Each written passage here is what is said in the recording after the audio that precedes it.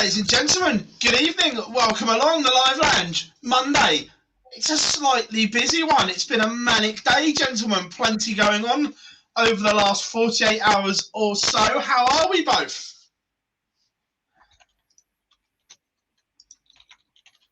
I'm all right, mate. Very well indeed. Busy day so far, but another 2 hours to go. God, I need to tell mine Dan. Yeah. After when we did audience, that's when you first. Oh yeah, but you weren't talking as loudly because you weren't as enthusiastic about the show. That volume level is too loud. You're spiking. Is that better? That's a bit better. Yeah, well done. So I can't get me normal microphone to work, so we've had to improvise. But we're getting there. Yeah, look, it's been busy. Yeah, if we need to put you on mute for 2 hours, we're all right with that, aren't we, Doc? Oh, I would not complain at all. I suppose at least I can't get in trouble then. Just hide what's behind you, and then we're all right. You might do some work, man.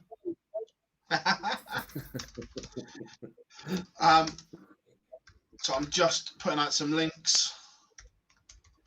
It's been a bit mad, isn't it, boys? Let's be fair. Third stream of the day for Gob. Plenty going on. I've not stopped, mate. Well, more importantly, what have you been up to today? Because everyone else has seen what I'm doing today. What have you been up to today? Why have you left me all alone? Because we had the media day for the world launch in the Kazoo offices in London. Got to speak to, we shouldn't laugh, Michael and Fallon.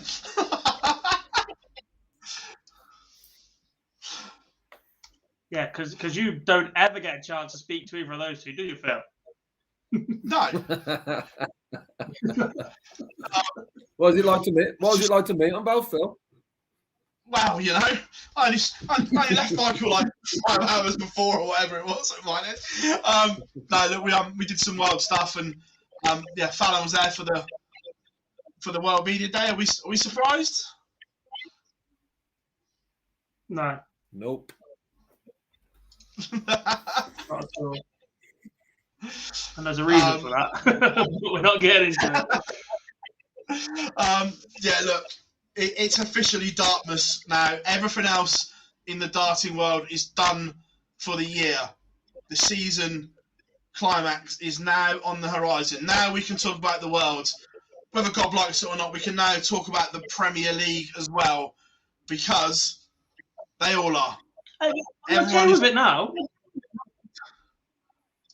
I'm okay with it. It's just when we started talking about it in September, when we've got 5 PDC TV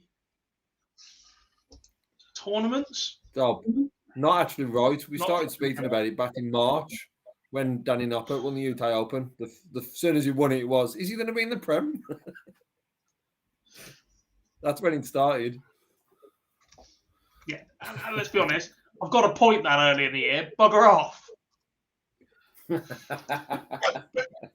Right, because at that point, if you told me Danny Noppert's not in the Premier League, you'd have been laughed out of the room, especially as Michael Van Gerwen's won 5 TV tournaments this year. But there's a very, very good chance right now Michael Van Gerwen, Danny Noppert's not in the Premier League. Because he hasn't really backed it up to a substantial level and doesn't tick enough boxes. But we're going to review the Players' Championship finals first. So let's not get into this at 9 minutes past 8. No.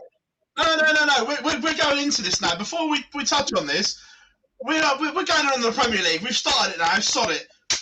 Balls. We're going in. This show is way too busy. At 10 past 8, we're going in. Right now, how many of those 8 spots are done, do you think? Because of what you've told me from this weekend, or because of what I genuinely think? What do you think?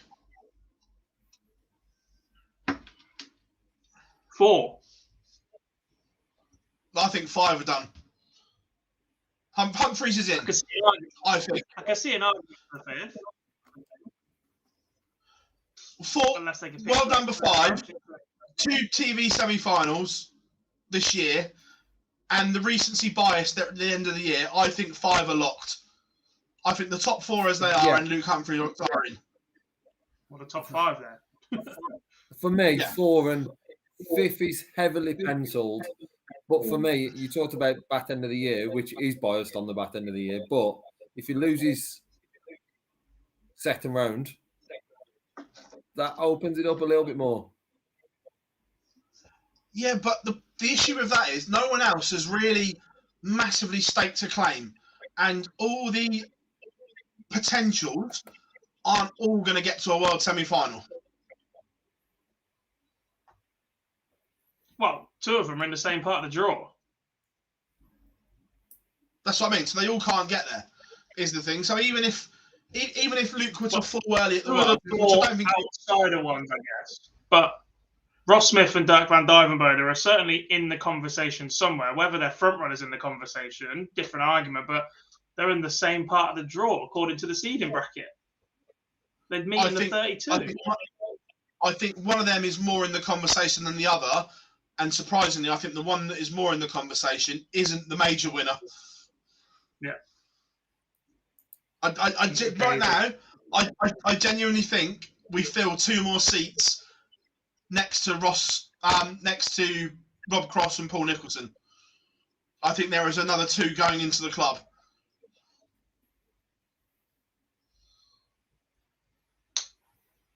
If I'm picking it right now, if the Premier League were to be picked right now, I genuinely think it would be Price, MVG, Wright, Smith, Humphreys, Cullen, Clayton, Aspinall.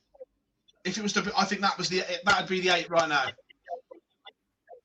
Look, we've still got a Worlds and maybe a Masters for that to change, but if it was right now, I think that's the 8.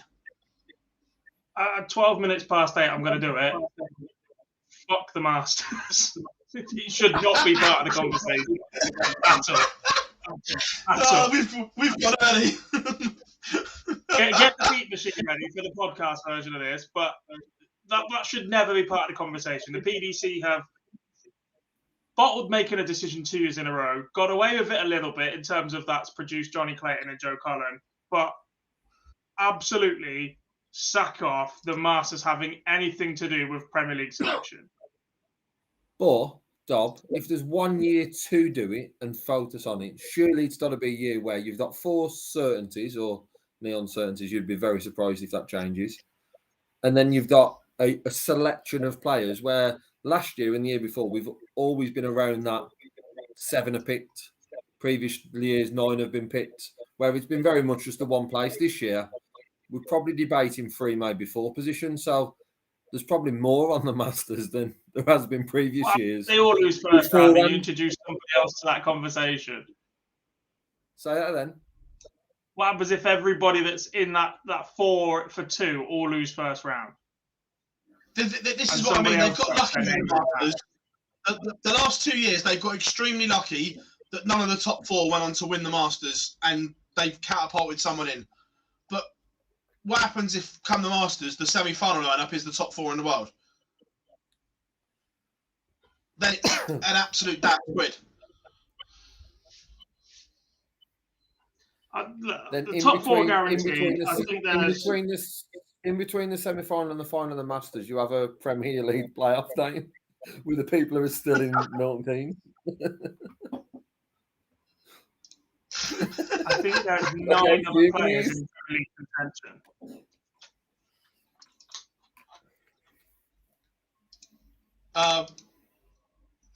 It's going to be interesting, and what MVG said at Minehead was also funny when Dan pressed him on Danny Noppert, and the answer was, yes, he's a good player, but he has nothing about him. He said it all bar saying it. He gave every other thing apart from he's boring.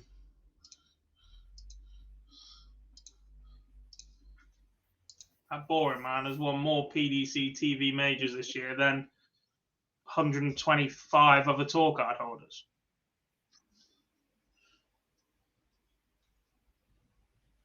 He may be. However, remember the video I played you of the voiceovers from the Worlds last year? That we shouldn't have heard. No, I don't. That when Wayne was doing his pre-records for the Premier League picks, and we heard them. No. I don't remember yesterday. Yes, you do. I don't.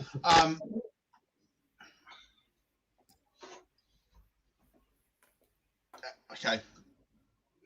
I genuinely don't. Remember. This isn't me just...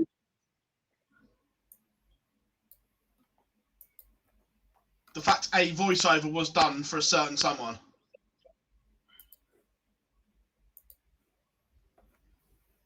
Maybe. I don't know. Don't know what that is. We'll move on to talk about the weekend now. Oh, okay, if we must. Right, Players' Championship Finals. All done and dusted. The dress rehearsals are over. No second chances now. All done. First of all, chat room as well, get involved. What was your first thoughts of the Players' Championship Finals this year?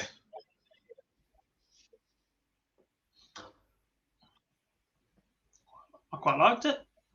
I don't remember a bad tournament at Minehead. Even the one behind closed doors delivered stories. That's UK Open and Players' Championship. Yeah, no, it did. There was some good bits. There was some bad bits. There was a couple of real hideous games on the main stage on Friday.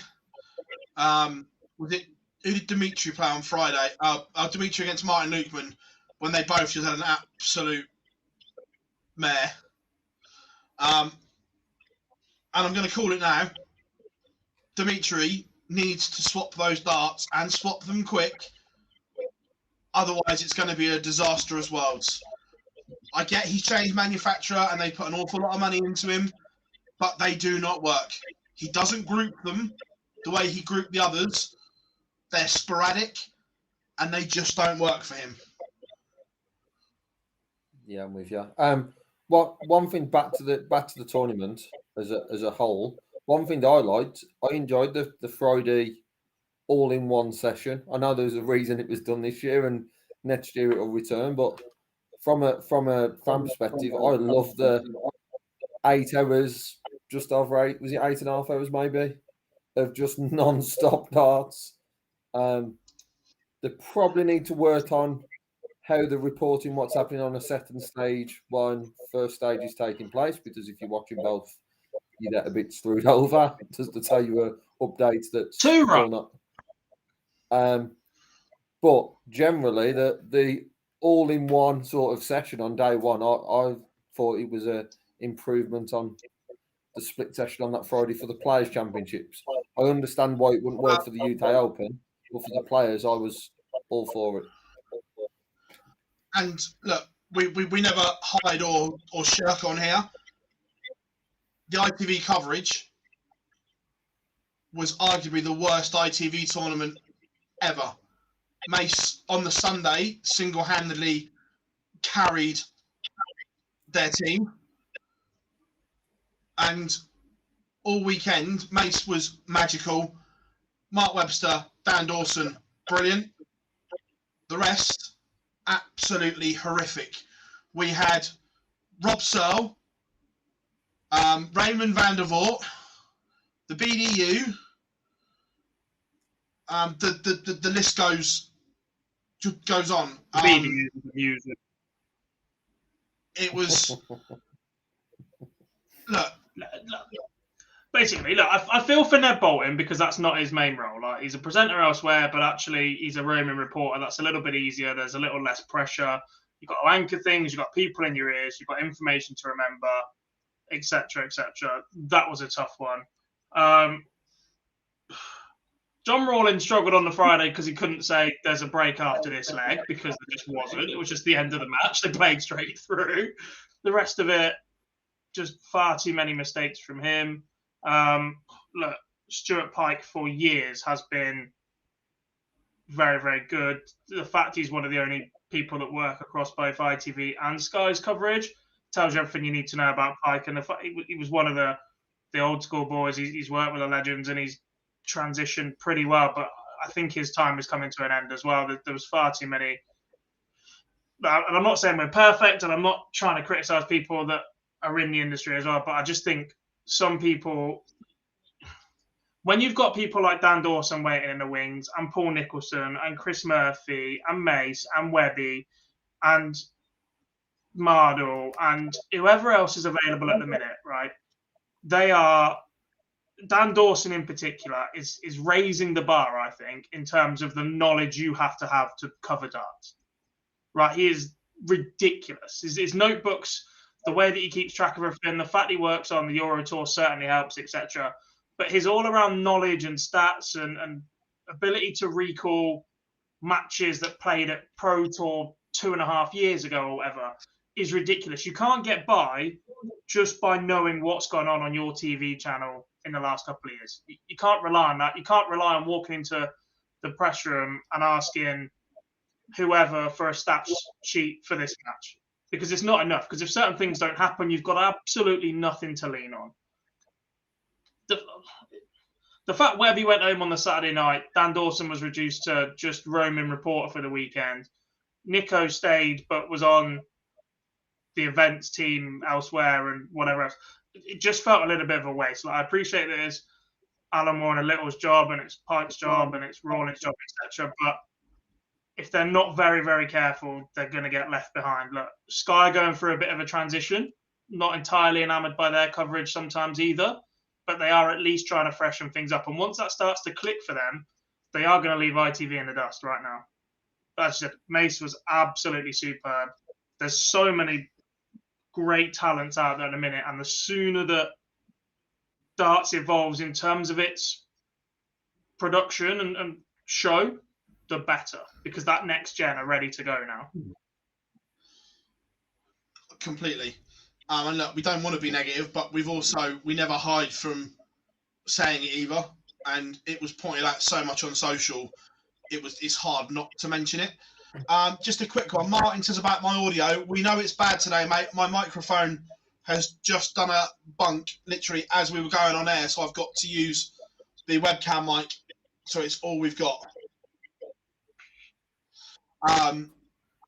But yeah, look, that's the negative out of the way.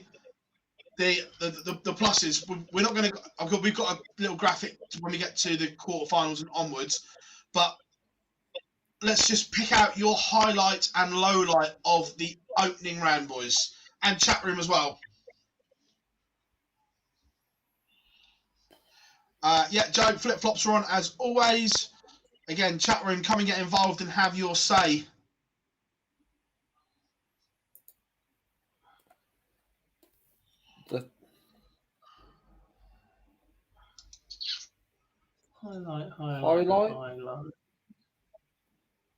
Highlight for me was I enjoyed the game between Cam and Josh. Thought that was a good game. The performance of Andrew Dilding to opening up was the level of what we've seen, but inconsistent by Ricky Evans. I guess the low light was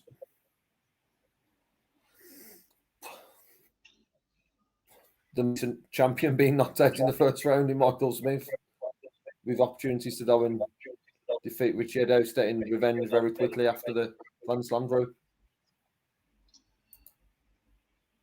I think Bully Boy learned a lot from this. The fact that he did an exhibition on the Thursday night, and we obviously know about it because there was clips of it on social media. Maybe not the brightest of ideas.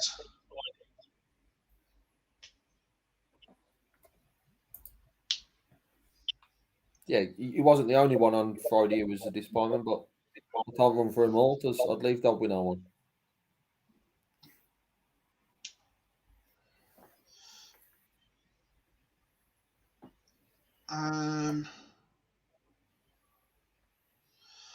I'll tell you what. Again, it was a highlight in a way, but it'll be disappointed. John O'Shea lost 6-0 to Johnny Clayton, but up until the last couple of legs, he was averaging well over a ton. So that was a huge plus point for John O'Shea. Not the result, but the performance in a major was very good. Yeah, and if you can sort of deflect away from the result and just look at the performance, him and maybe a couple of others will be happy with how they performed on TV with the world just round the corner. And for a lot of these, yes, there's a lot of players going into this weekend, and it wasn't the fault of going to win it. It was just the preparation for the Worlds as much as it is a TV event. And hopefully John will take the positives from that with Johnny.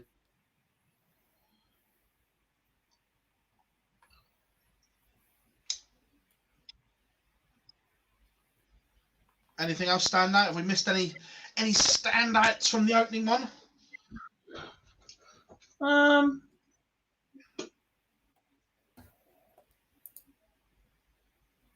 don't think so.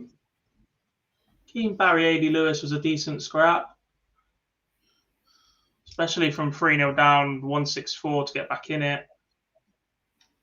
From 80.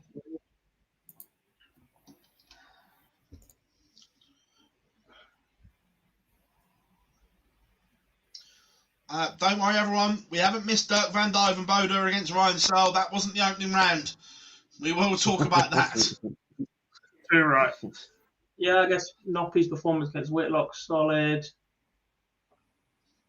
That's it, really, isn't it? Mensur Sulovic imploding. Yeah. What is that all about? I've never seen anything like in my life. And This is a player who, Phil, we forgot to speak about, because his name's already in the hat, isn't it, for the Premier League? I told you last week. That's what he told us last week. We forgot about him. Did you have him down on your list, Dob? I think that's the DRA on the phone. Getting an invite to Summit, but it'll be to a DRA hearing. It'll be a DRA Zoom meeting. Hi, Mensur. How do you plead? Doesn't matter how you plead. Here's your fine. Yeah, sounds about right. Also, as well, I've noticed a turn in mentality as well. I don't know if something's been said, but there are a lot more clips being made of dart players mouthing things on stage now as well. They've got away with it for a few years, but there's been a few more this weekend. It's a professional, high-pressure sporting environment. As long as it's not audible, I don't give a crap what they're mouthing or what they're saying. There's a reason they're not mic'd up when they're playing and whatever. To then clip them up for what they're mouthing is ridiculous. No, leave them alone. At this point, though, do you have to tell the TV directors that don't cut to a face shot just after they've missed 3 darts at a double? Well, you want their reaction, though, especially when Sky have now split to split screen. But I'm just not sure any of the players are going to thank them for it. And like I said, it's professional sport. Look, you might get it in any sport. You might slightly overhear it. Just leave it.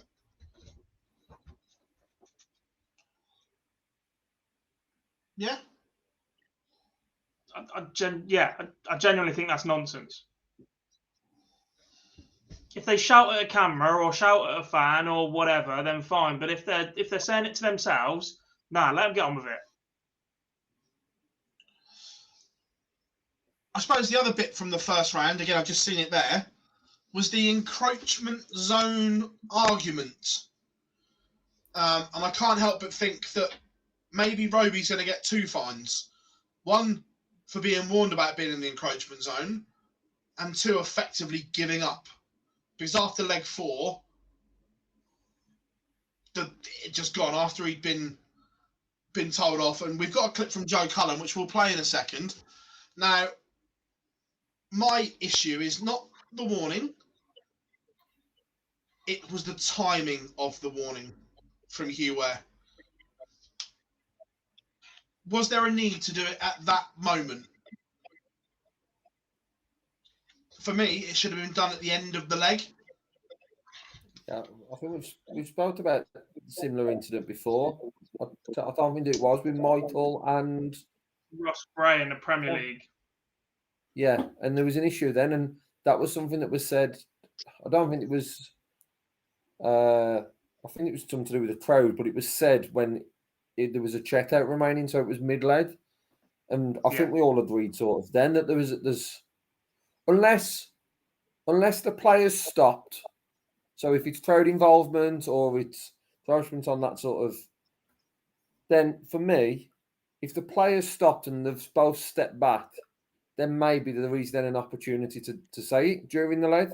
But if the players are during that lead, for me, it should be said once the lead's finished, because you can stop both the players and they can sort of reset. So yeah, I think the timing wasn't right. Secondly, this is very much a playground or a school argument when you get told off for talking in class and whatever, going, oh, but he was doing it too.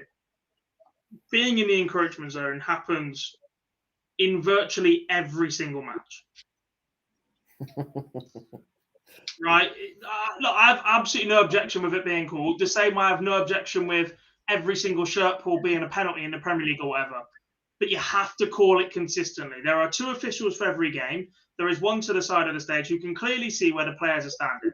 Right? If you truly want to rule out players being in the encroachment zone, then that second official has to be there. There needs to be some sort of communication to the stage official. And in between legs, they have to be warned. But the problem is, I'm not even sure the players care. Joe Collins said he hadn't even noticed.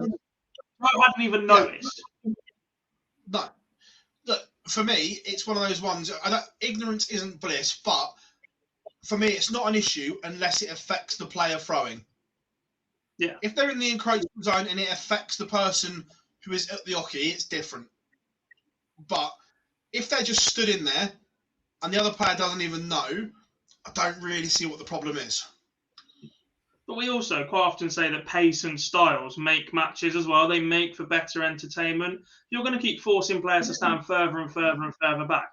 All you're going to do is slow down games. Rhythm's going to go. Players are going to get thrown out of what they can actually do and get on with it. Some of the best games in history, where you look at the pace, the rhythm that they play at, like the Gary versus Michael in Dubai, right? There is absolutely no way neither of those players are in the encroachment zone.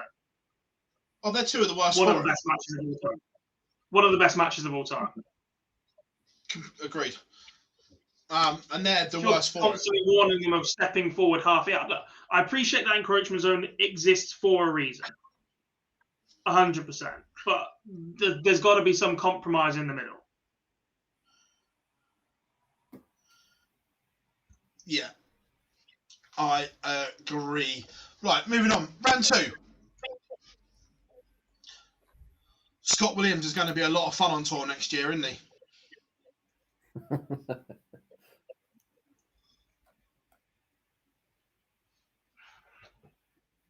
The question is, how much money will he earn? Because he'll need to earn an awful lot.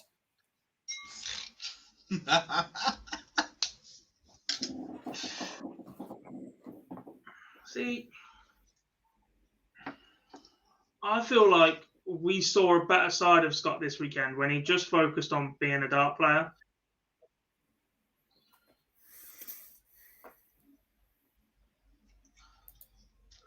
I think the performances were much better when he wasn't trying to do something that made him stand out as some sort of character.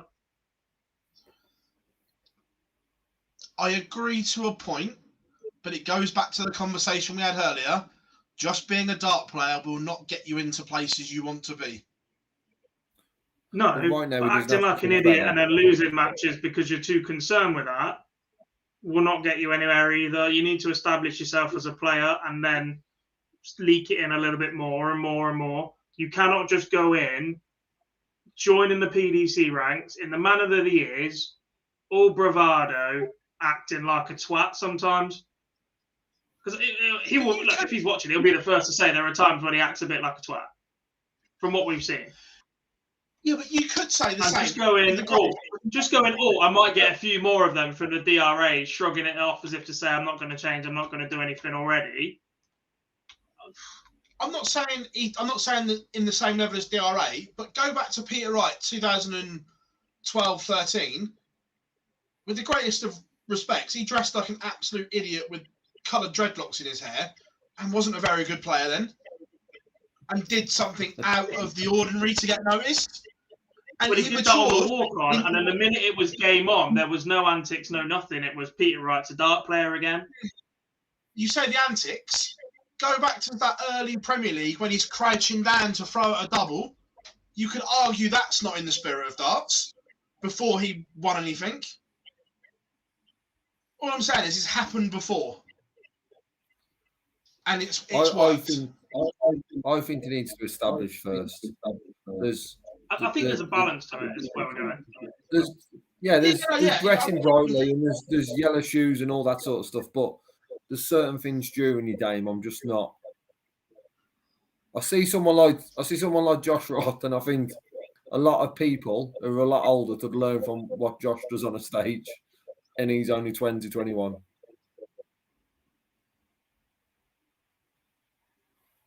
It's an interesting one. That's for sure. Like, I'm all for more of Stone Cold Scott Williams,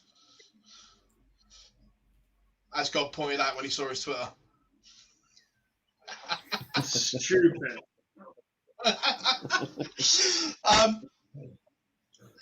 Again, I suppose the lows, Jose de Souza, again, only averaging 84. The question marks are very much there outside the top 16 now. Next year could be a very difficult year for Jose if it carries on in this vein.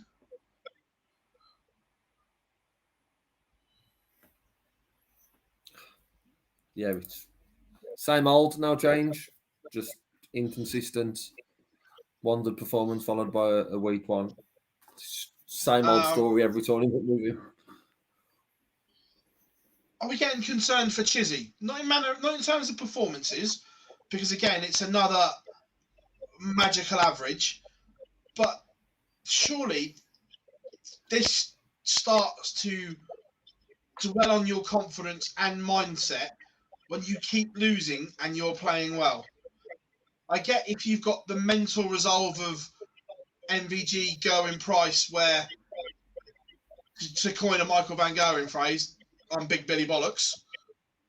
But I'm not sure Chizzy is that mentally strong that surely it's going to have an impact. You start to think, this can't keep happening. And before it's like a positive turns into a negative.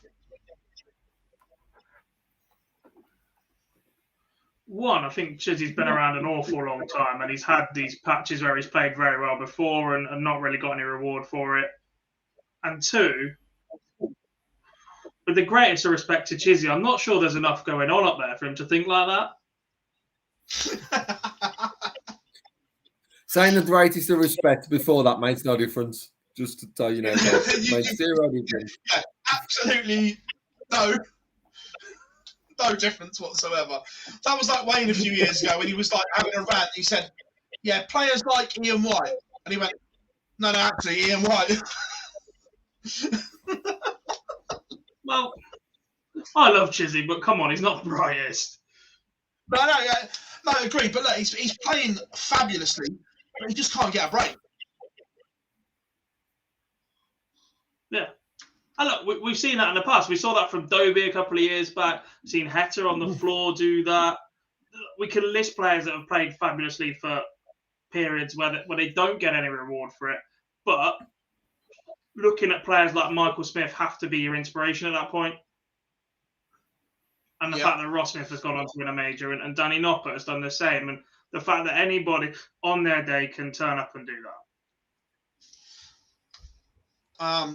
Your boy James Wade, concerns heading towards the Worlds. Look, his record at Ali Pali isn't particularly good anyway. And here he's averaged 89 to beat, I don't even know what it was in Mensur Suljović's performance, and then gets battered by Danny Noppert, averaging barely 90. I think he sort of fell off after he saw Mensur start going for double 12. I genuinely think that threw Wadey a bit, because before that, it was a very, very good performance. At 4-0 or 5-0, Wadey's averaging 96, 97, I think it was. Looks solid. And then he lets Mensur in a leg run. And also, I'm not really sure they can fine him for this, by the way, because the first leg Mensur won of the match, he started by going for double 12. So if they fine him for not playing to the best of his ability for starting on double 12 and a leg he won, how do they justify that if he wins a leg? And B, what do they do for the other 4 legs? Fine him for not starting on double 12? I think it classes as bringing the game into disrepute because there are gambling markets on 180s and throwing at the start of the leg, throwing for double 12 is not maximising your scoring potential. They were talking about this in the press room, and believe me, it has been referred. But Mensel's not there to satisfy gambling markets. He's there to win matches of darts, however he sees fit to do so. Yeah, but winning on that point, well, Madders Rasmussen for treble 19 a lot of the time at the start of his leg. There's a bit of a difference between treble 19 and double 12. Not on 180. Not on 180 times, don't. But even the 180 markets aside, you don't start on a double. It's not a double-in tournament. Look, it's already been referred, so it's irrelevant. He's been referred to the BRA for it. Yeah, but the point is he won that leg, so I genuinely think he's got an argument to make here, by the way. But back to Wadey.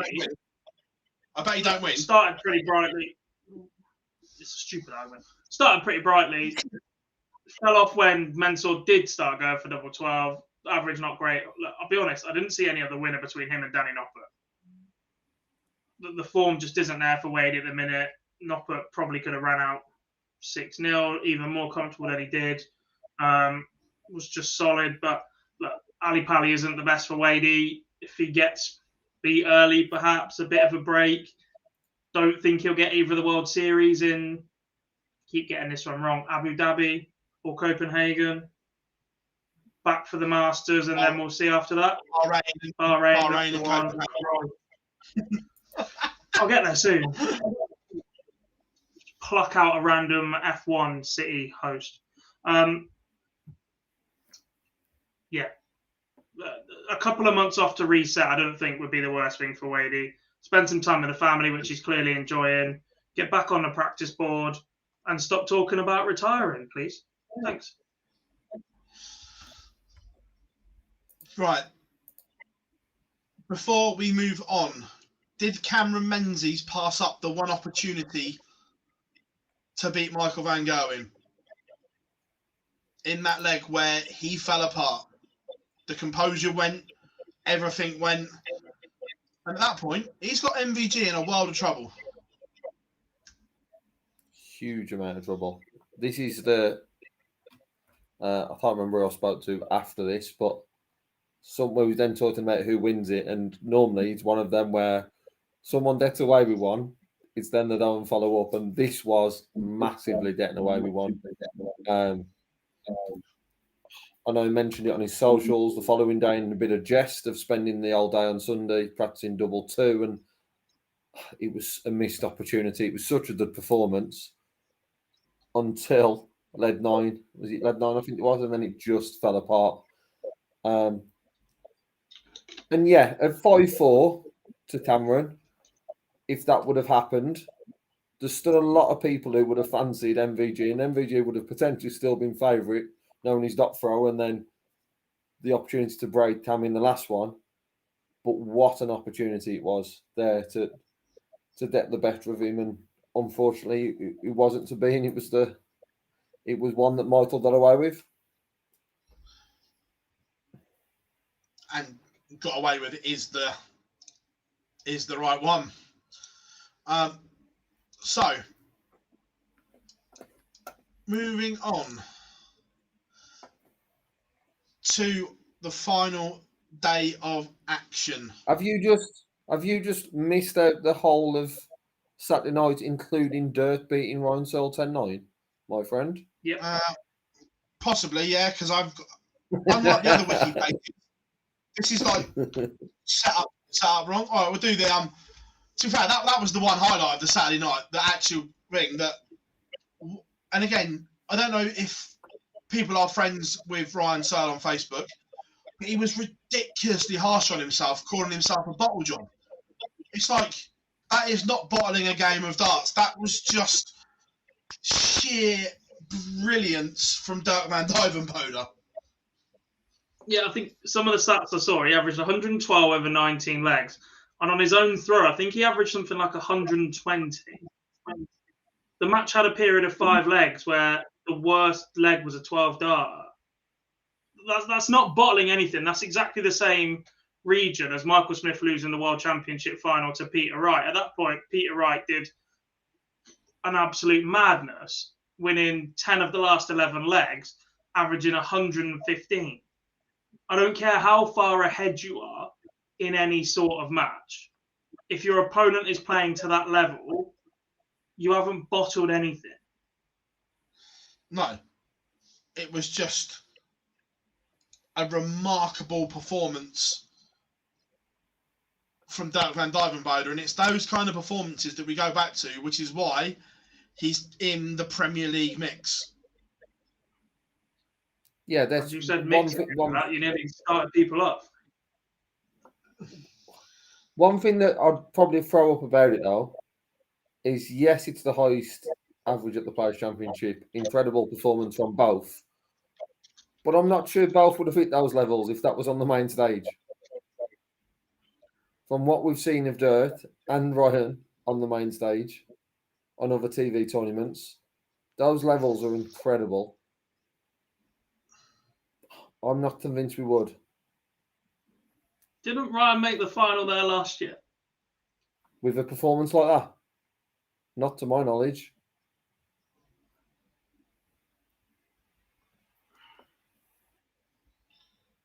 Looked at him going through the stats. Well, God, 101 average, beat Gurney 10-9 in the quarters. Was that 101? Yeah. Not quite 103.33 then, no? No, it's steady enough though. Cruel man to please.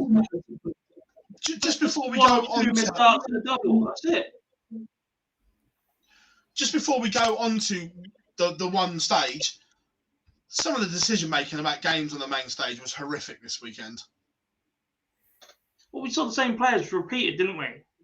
Basically, from one session to another. Once Price and that had fallen as well, was basically who is Van Gerwen playing, who is Humphreys playing, who is Rob Cross playing. The fact they booted Johnny Clayton to stage 2 twice this weekend. Twice. And to be fair, at Minehead, stage 2 is the better stage. Reds is better than the main stage. However, though, you don't get Stephen the Seagull in Reds. No, but you do get Charlie Courtefine refereeing and Murph and Nico commentated. Yeah. Which if you want to watch a game back, I'll take that. Play almost being delayed on Sunday afternoon because of Stephen the Seagull was hilarious.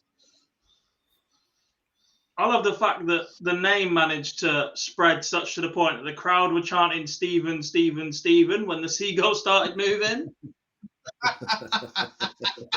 Because that was definitely just a TV broadcast thing. John McDonald's not on stage going, sorry guys, we've got to get rid of Stephen, and pointing at the Seagull. How did that spread? I don't know, but it was brilliant. And then there were some fellas dressed up as seagulls at one point. I was quite impressed with that. To be fair, probably shouldn't say this, but at one point they were trying to find a pest exterminator to get rid of it on site and couldn't find one. And then go to the arcade ITV, slingshot. And then ITV stopped broadcasting the pigeon for the fears of its safety and its wellness because it was just flying around. Guess it hit a wall or something. Yeah.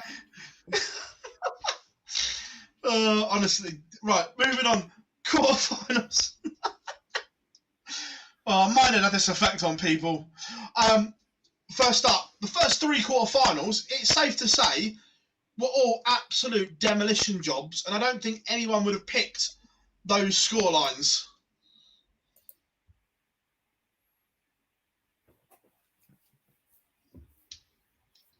Not really. No, I thought Callum had played a lot better this weekend.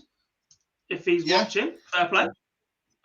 I was a little bit critical about his form heading into the World Youth Championship, but since that, the run to the semi-final, He's looked a little bit better in the last couple of Players' Championship finals, in the last couple of Players' Championships, and then a decent run here as well. Definitely starting to look a lot more like the player that he was 18 months ago so even this time last year, to be fair. But Johnny Clayton was superb first up. Against him, just nothing special from Johnny. There was a couple of moments where he's averaging over a ton, but it was just clinical from Johnny again. It was clean on the doubles, mid-90s averages. He mopped up an awful lot. Dirk being battered by Rob Cross, I think, is the biggest surprise of the day, though. Yeah, not a surprise that Rob won. The fact it was so clear-cut. Yeah. And I guess we've also got the contrast here of how brilliant Dirk was the night before. And look, it's incredibly difficult to replicate that after you've just put in the best performance the tournament has ever seen and record averages and discussions and start being mentioned for the Premier League and whatever else going on at that point. But when it wasn't quite going his way, he's not the most likely to G himself back up again, is he? Which won't help his case for the Premier League. Not that he gives up or anything like that, but he is a little bit of a sulker. Luke Humphries, brilliant in beating Joe Cullen. 102 for Cool Hand. And then the interesting one, after he called him boring and nothing about him, Michael Van Gerwen does beat Danny Noppert. It was close, and I don't know if you saw it, but they obviously did a pre-match with Danny, and he obviously hadn't heard Michael's comments from the day before. And the look on his face when Dan told him what he said was a picture. It was like telling the kid that Santa Claus wasn't real. Well, yeah, and they're World Cup partners, and he's basically just fired a shot at him. That's a long way away, though. Yeah, but unless Dirk has a brilliant year, I'm not really sure it changes much.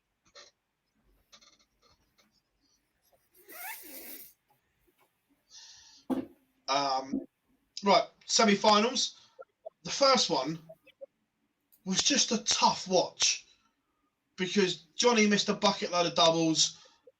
Rob I thought was quite stuttery in the semi-final. That his combination finishing was outstanding, but it was all just Rob Cross of 2018 hit a treble, step back, hit a big number, step back. It was all kind of a tough watch at times. Yeah, that's also a potential that he's trying to look back at the levels he achieved that year and trying to get back to that sort of performance coming into the Worlds. A lot of this weekend, he was very impressive, and to beat Johnny Clayton in the semi-final is still very impressive. But I agree with you; it wasn't a great, easy on the eye watch as we was talking about. Some games can be, and at a quicker pace, but no real surprise. I think like says, he's just tuning in, ready for the Worlds now. Yeah, and then MVG did a number on Luke Humphries, and again, the Green Machine playing a few mind games with his post-match interview and whatever, and when it was suggested that a potential rematch with Luke Humphries and that and the let's see if he can hold his bottle this time and things like that was very bullish Michael Van Gerwen that knows what he's doing right now, Gov, in terms of playing the games. Yeah, and look, when you've been there and done that the way that Michael has, you earn the right to be able to talk like that. And I'm not saying I particularly agree with it, but Phill Taylor was the same. When you'd beaten everybody for so long and so consistently, and you'd been in that position, and then somebody gets a chance to have a bit of a poppy or whatever, you'll get a chance to put it right again. And the fear factor's back on Van Gerwen. This was his 5th TV title this year. He's playing pretty well, and it just means that in those key moments again, those comments will come back. Yeah. And then the final. What a final, boys. Look, spoiler alert, I'm going to put this up. MVG wins it, but this one, if you look at the scoreline... Spoiler alert. I just told everybody he won his 5th TV title, and the fact he's won it has been on the screen for 15 minutes. If you look at the scoreline, it says 11-6. That you'd say this was fairly comfortable. However, far from it. MVG hits a 9-darter in the first session, leads 4-1, averages 111, I think, in the second session, is in control. Then falls off a cliff for a session. And to this day, I've still got no idea where he's found that 170 from. Because you talk about doing the right things at the right moments. That was it and some, because if Cross takes that leg, he's arguably favourite to go and win the match. Yeah, and it wasn't just arguably. It wasn't just that first start was the one. It wasn't the second or the ball. It was that first start was perfect for MVG. And going up to the board, how he'd played the few legs before, I don't think it was to be expected. I'm totally with you. No one saw the 170 sort of coming. When that first started, that was a change of mind straight away. It was a great out. And with a 9 earlier on in the game and the manner of the performance, if you just watch the first sort of 10 legs and then see that he finishes on 99, you would think he's done on and lost today because he was so good in them 10. To be 7-3 and drop as significant as he did on the average just shows that he did the right things at the end, and that lead was just significant enough.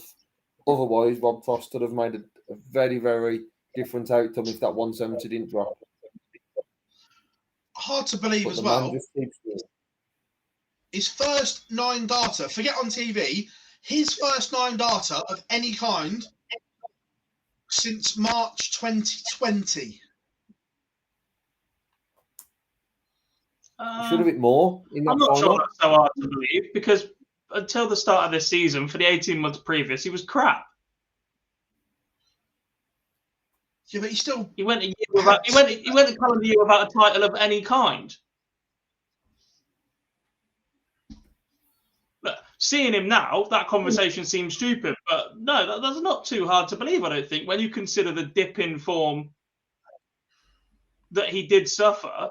This time last year, there was genuine concern that we might never see this level from Michael Van Gerwen again, and he might genuinely never compete for a TV title. So the fact that he hadn't hit a 9-darter in 2 years, while a year of that he spent playing dross, is not too hard to believe at all, I don't think, mate. I think it is on the Pro Tour. But I think on the Pro Tour it is, because even when he wasn't playing well, he was still doing bits on the Pro Tour and things like that. There were still big numbers on the Pro Tour in spells. In round 1, won't get much further than that. Look, I see what you're saying, but I'm just not sure that's that big a shock, to be fair. If you hadn't had one in 5 years, maybe. How we doing, Mace? All right. Right, we're going to play some clips before we move on.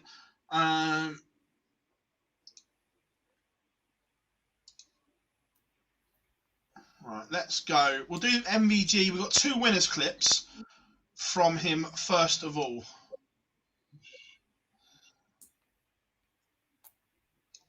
Right, we'll do this one first. I've been speaking to my daughter and my wife, of course, all weekend. And my daughter, for the first time, she fell asleep 2 legs before I won the tournament. She said to me, "Daddy, if you win the trophy, I know you got a lot of trophies in the trophy room, but is it going to be mine? Are you going to give it to me?" I said, "Of course, I will give it to you." So I was trying. Of course, when you got in the final, at least you got something. But of course, you want to give him something nice as well. And of course, you want to win the tournament anyway. And that's really important. Of course, it's hard sometimes, but that's how it is. That's what DARTS is. But that also makes it a nice sport. And but yeah, I'm glad I won.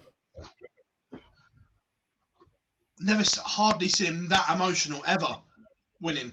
The only time I've seen him that emotional was arguably when he won this 2 years ago, when he went back to Old Faithfuls and won it just before the Worlds. Getting soft in his old age. but it is cute. However, he soon put this one right. People know I'm the favorite. Even I wouldn't be the favorite with bookies, I will always be favorite. As long as I on the tour, people will always want to beat me. They always want to get me out of the Worlds. They always get me out of any tournament. But as long as I'm playing, I want to win that tournament. And I know there's still a long way to go. We're not even started. No one knows the draw yet. But I'm going into the tournament with a lot of confidence, and that's really important as well. 4 TV titles, would you hand them all back to win at Alexandra Palace? No. No? No, I wouldn't. No, not this year, because I think this year means a lot to me, what I've did so far. I know there's still a lot to go for, but why not and win the 4 tournaments and the Alexandra Palace? That would be even nicer. That smirk's back, isn't it? That menacing twinkle in his eye. The extra level of arrogance is back because he's told out players mid-tournament who are coming up next. We've seen it for the past few months. It's that level of, then the feeling of him being number one. So rantings aside, tournament world champion aside, his feeling right now is there's no one better in the world than Michael van Gerwen, and he's making sure that everyone knows that that's the case. Yeah. Even in May, so you are good. This one was interesting. First time that we've spoken to Gary since he didn't want to do the Grand Slam qualifier. And it was funny because he was on stage 2 as well. And we have to tell Dave Allen, who does press, who we'd like over from stage 2. And before I even said, he goes, I'm guessing you want a certain Scotsman if he wins? Yes, Dave, we do. I've got a strange way of thinking, right? And it's the way I've always done it. I wasn't good enough, or I'm not good enough. I've always played that Grand Slam with doing something, either winning a major or running up in a major. I've done nought, so I don't deserve to play my favourite tournament. And that's how I see things. So if I'm wrong to other people, sorry about that, but in my head, that's the way I look at things. You know, no, didn't deserve it. So it's my own fault. End of an era as well. You and James Wade both not qualifying for it, the only ever presence left. Was it strange watching it at home or looking at the results and not being there? Because as you say, it's your favourite tournament. Never watched one day. I actually did when I was in the shops. I think I was in Curry's and Alan Suter was playing, but no, I just sickened myself, doing it. But that's in my head. I wasn't good enough, and I've not been good enough over the last 2 years to actually playing it. So, I wasn't doing the qualifiers because I didn't deserve it. You touch on, obviously, listen to what you said there about practicing and having to and not being good enough because you haven't qualified for stuff like that. Is that little fire burning slightly again to get the old Gary Anderson back? I hope it'll work, because you know how much I love the Grand Slam, and to miss it through my own stupidity and probably laziness over the last few years, it's my fault. So I thought, doing it that way, that'll teach you. And I've heard rumours it's back in the old Civic Hall, is it? Possibly. I'll be trying me doodads off to get back there because I love the Civic Hall. That was the first time I played it all those years ago, back in the days. And I just hope they've not changed it too much if I do get back. I hope it's kind of the same setup. But no, that was a lesson learned. That's my favourite tournament and I deserve to miss it. An interesting take. I think the first line summed up everything we need to know about Gary. I've got a strange way of thinking. Yeah, that's pretty much a parrot, Gary. Yeah.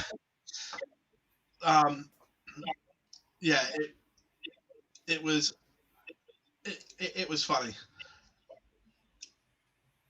Has the DRA letter landed yet? No comment. When you look back at the whole incident, we know it was tongue in cheek, but like you say, a learning curve for you that the cameras are always running. Yeah, I apologise. I'm very sorry about what happened. But it was it was just like for a split second you just completely forget where you are. You see loads of people. You don't even see the cameras, and it was just it was weird, and I completely didn't even realise I did it. I'll be honest with you, until I got the social until I looked at my phone and there was a ping ping ping ping ping. What has he done? Oh, crikey! But yeah, Luke was fine about it. I'll have a DRA letter, and I'll have it. We'll take it on the chin. It's something I learned from. It probably won't be the last one because I'm a naughty boy. So it's just one of them things. You just get on with it. And he almost swore in that interview as well. I was going to say, there was definitely a moment where he nearly went, F it. Yeah.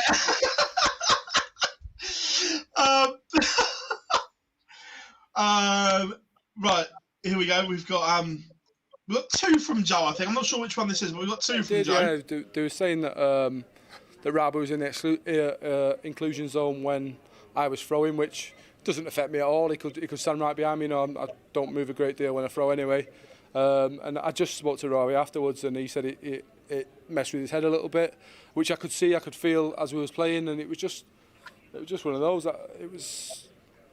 It was an odd one. I think that the timing of it was the problem, because it put me off straight away the next 3 darts. I think maybe wait till the end of a leg and then address it.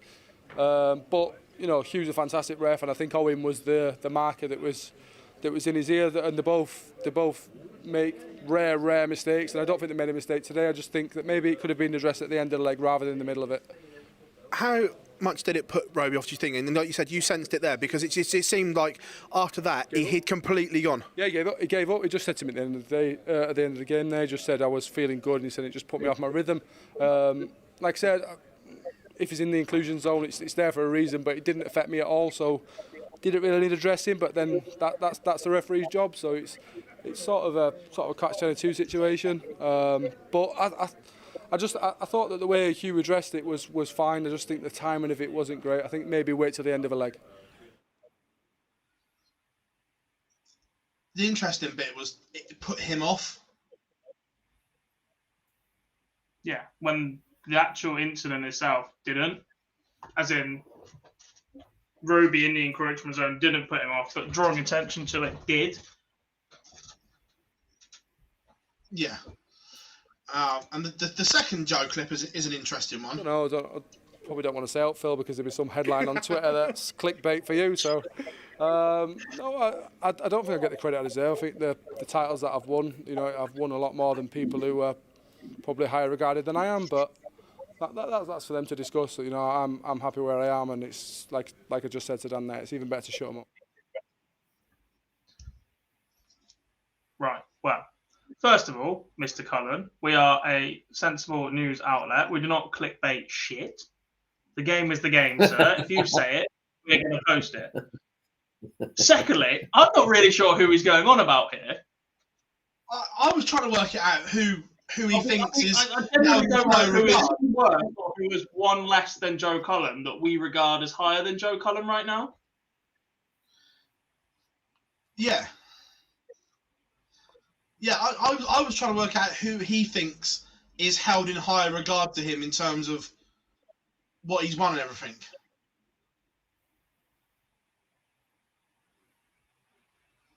I can't think of any. Is it a little word towards the PDC in regards to their Premier League picks?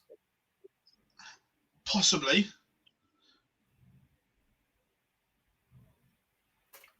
Just a reminder of what he's done. James might have it there in the chat room. I'm not going to name names, but he might have it there. Maybe, but he's won 4 Euro Tours this year and is up to world number 5 without winning anything else. But Joe has also won a TV title this year and was within a dart of winning the third biggest tournament there is. Yeah, but that first title got him into the second one, and he didn't win the second one. All right, then. As a player, would you rather win 3 Euro Tours or 1 TV tournament and 1 TV final? Ranking money, I'd take the Euro Tours. I didn't ask you that. As a player, which one would you rather have? Not ranking money. As a player. No, because the conversation is, he won an unranked tournament and got beat in the final of an unranked tournament. So in terms of ranking and where he's currently regarded as and where he's noted as and where he drops into different brackets and whatever else, it's perfectly legitimate for Luke to be in that conversation at number 5. If it is Luke that is being referenced, I don't think it is. He's one of a You couple. asked Johnny Clayton. You asked Johnny Clayton about ranking or unranked. His exact words were, "I couldn't give up if they're ranked or unranked. They're on my CV." They're in his bank balance as well, but it doesn't help him for the following year, do it?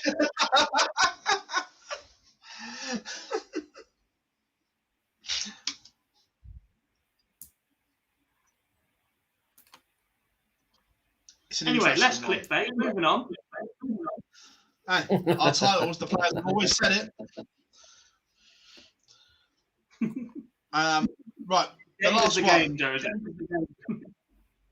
First of all, congratulations to Josh Rock, the new PDC World Youth Champion. Stunning performance in the final to beat Nathan Gerwen. Look, Nathan played his part in a very good final. Well, especially early on, there was a couple of half chances that he didn't take. That if they go in, it could be a completely different game. But one thing's for certain: this boy does not lack confidence. I'm very confident. Average 104 in a final. I know it was only a youth final, but what was that? It was when we were champion at the end of the year. Can you believe you can do the double? Could do the double. Hopefully be the first one. You know, but you take one game at a time, you know, but if I keep playing like that, I can make a few scares. It was the line. To average 104 in a final, it may have only been a youth final, but what happens when I'm world champion at the end of the year? Not shy, is he? That's some confidence from the young man. Yeah. I guess you can have that. You can have them confidence when you've just averaged 104 and was it his first 9 around the 119, 120 mark in his first world final. It was an incredible performance, and no surprise that it was an incredible performance. It's probably the best compliment for him that it was to be expected. If he probably averaged anything less than a ton, as much as he would have still probably gone on and won it, it wouldn't have been the level we'd have expected from Josh Roth, how he's performed at the minute. The confidence is just something else. And we've spoken about Michael being arrogant or having that more arrogance because he's now picked up titles. Well, Josh has got the World Youth title to hand, and we've seen how that's helped Luke Humphries recently. So it'll be a help for Josh Roth. It's just how quickly it'll be a help, and will it push him on in the World Championships? But you're not going to want to face him, are you, at the minute? No. Before we leave Minehead, the world rankings are interesting to the point now where if the man in shot does win the World Championship, he will return to world number 1. He's closed the gap considerably in the last 3 months.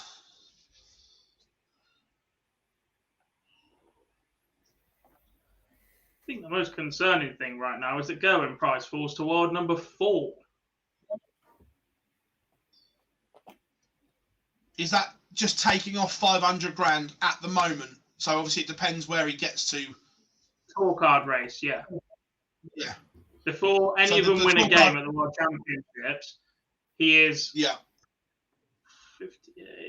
67,000 pounds behind Michael Smith in third, a lot more behind Michael van Gerwen, and even more behind Peter Wright.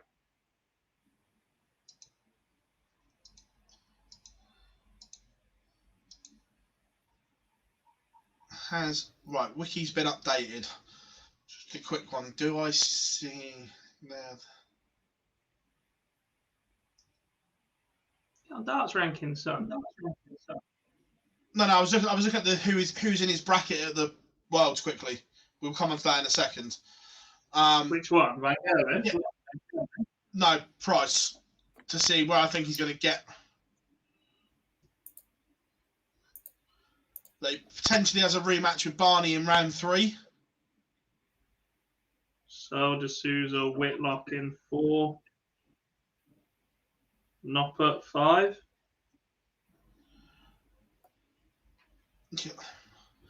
that if I'm being honest, that I think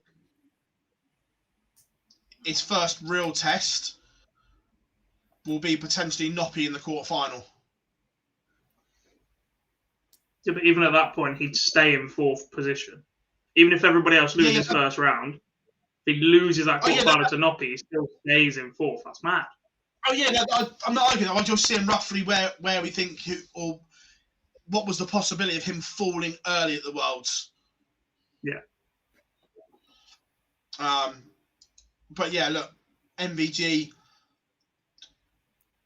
There's a big gap between Smith and Humphreys as well. The top 4 are literally in a world of their own unless Luke Humphreys, Rob Cross can get to that final or win it. It's because of the weighting of the world, though, isn't it? So significant. Yeah. Johnny Clayton moves up 3 places to 7th. Big mover in the top 10 this weekend. James Wade falls down 2 places. Aspinall falls 2 to 10. Joe Cullen slips to 13. Ryan Searle is back into the top 16. Jose de Souza falls out. Damon Hetta falls to 20. Merv King, a big faller to 27. Ryan Joyce moves up 3 places. Luke Woodhouse falls 5. They're probably Scott Williams, a big mover. He's up 8. Matt Campbell up 5 are the big movers in that race. Right. We are not going to go deep in on the Worlds because we will do our proper preview show in a couple of weeks. But the draw was tonight, boys. First of all, disappointed in Sky. The fact it was very, very rushed to fit it into a 15-minute gap because of the football. I think it could have been built. I'd like to have heard Wayne and Webby talk about it a little bit more. It's the UK in the middle of a World Cup. Football is king. Oh, I know that, but I'm just saying that as a darts fan, I think it deserved a bit more. I'm not doubting that, but in the middle of the second biggest sporting tournament in the world behind the Olympics, you ain't ever going to get anything else out of it.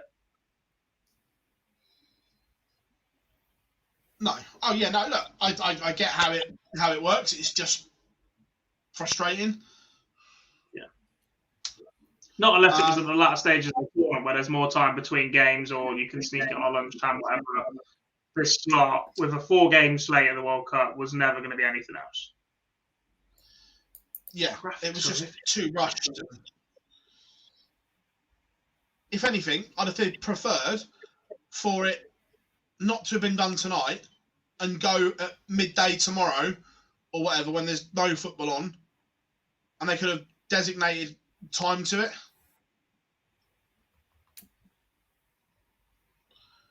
There is football. But yeah, get what you're saying.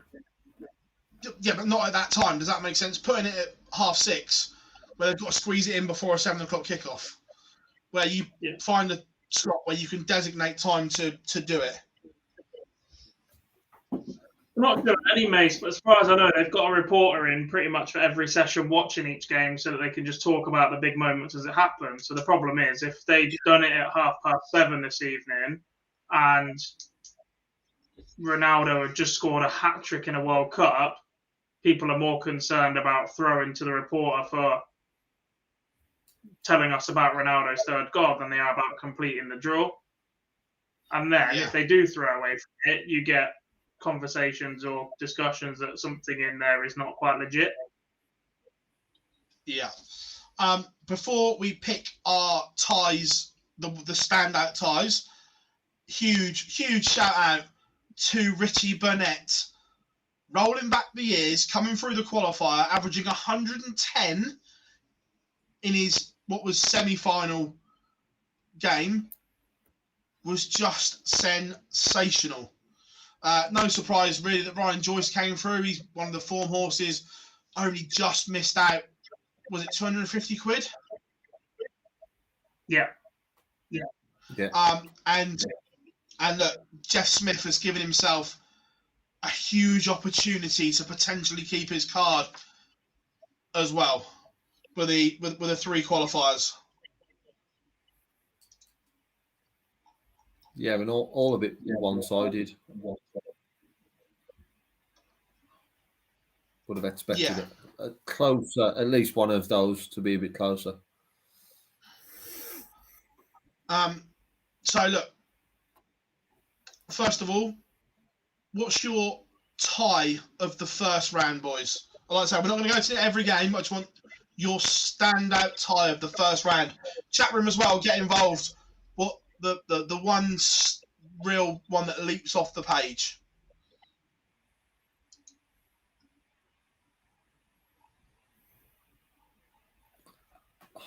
I've got 2.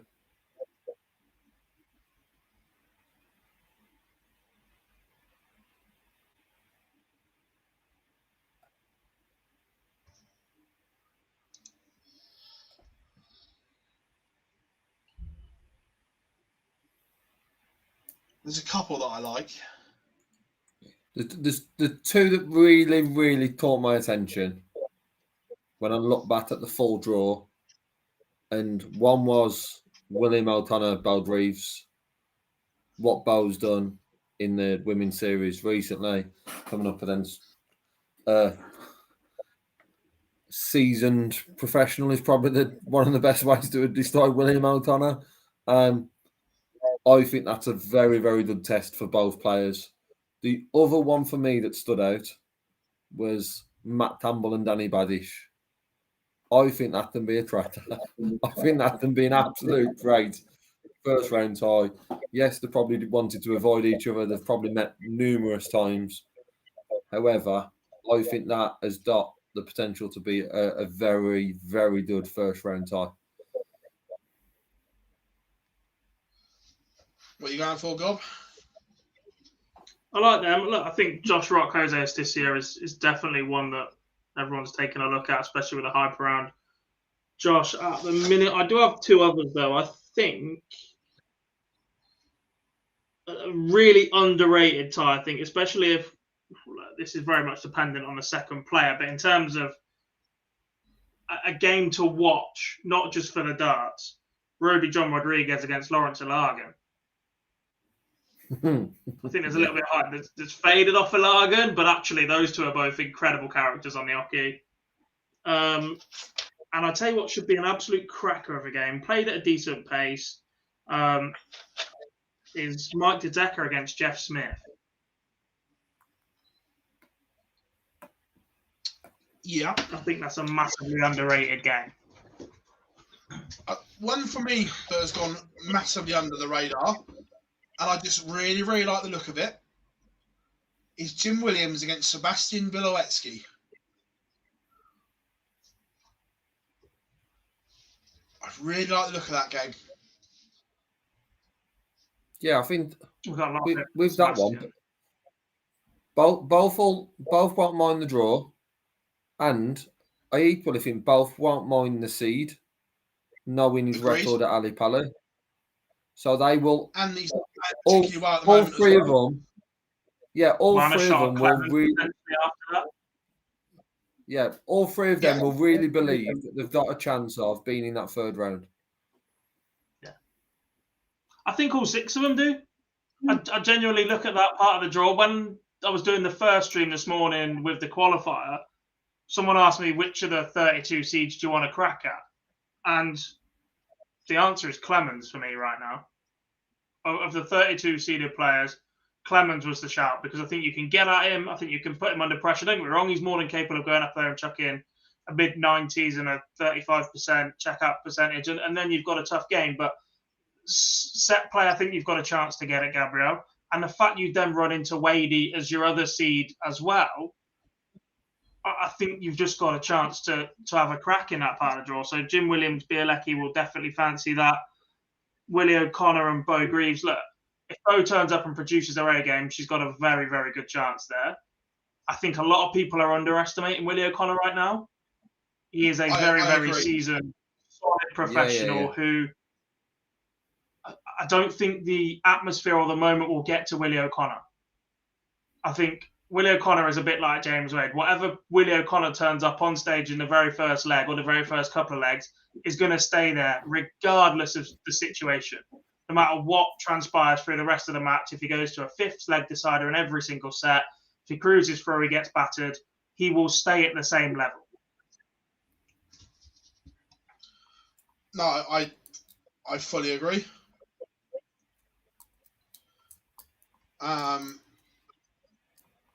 What else jumped at?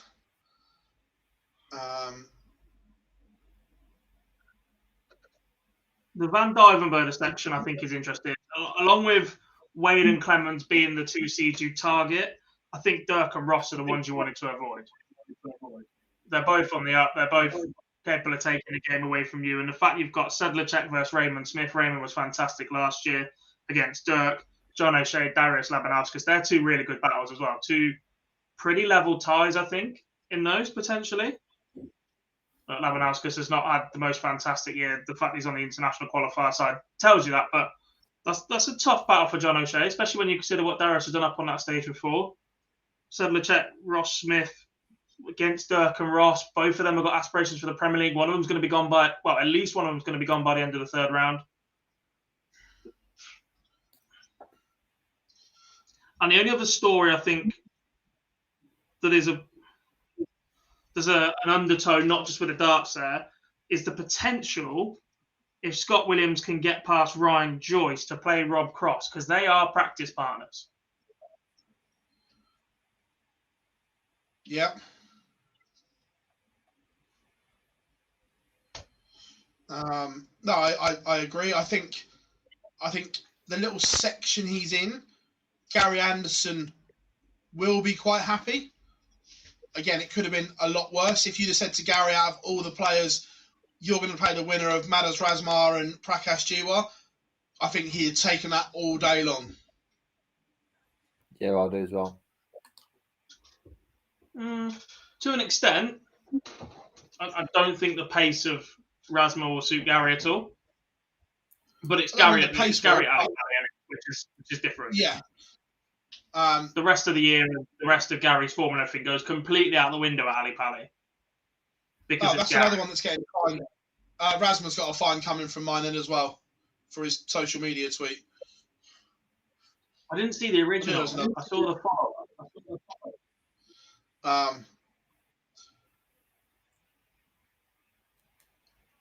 Again, let's do Lisa as well. She plays Ryan Meikle.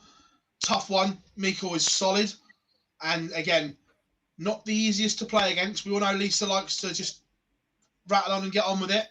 Not going to happen in that game. That we all know Ryan's pace is Ryan's pace. And for the same reason, if Meikle comes through that, Barney will find that uncomfortable. For exactly the same reason. Yeah. Barney's practice partner is Desvant, who plays at the complete opposite end of the spectrum. Yeah. And the other one is obviously Fallon against Ricky. Out of all three of them, I think Fallon has the better one, the better draw of the three. Not because Ricky's a poor player, but there is spectrums to Ricky Evans' game. He will either go up there and average high 90s, or it will be mid to low 80s, I think. I just think at the moment with the Ricky Evans game, there is no in between. Look, if it's the high end one, he wins. But if it's not, then it engages everything else. I disagree on that. I would have potentially said Ryan Meikle as the three of the better of draws would have been. For all three, there is people in that draw who they've sort of got players who there's players on that side of the draw you wouldn't want. They've sort of avoided the top sort of echelon of that. I fully agree with you. They missed the big hitters. They've avoided the big hitters, but equally, there's some players the other side of the draw who we probably spoke about and who they would have wanted, and they've also avoided them. So they've sort of hit the middle of the pack from what I would say from that 32. All three of them would fit into that. All winnable. Could have been harder, but equally could have been that little bit easier for the three. Be interesting to see when the three are scheduled as well. I've got a fair idea where one will be. Yeah. I was more aiming at the other two, to be honest.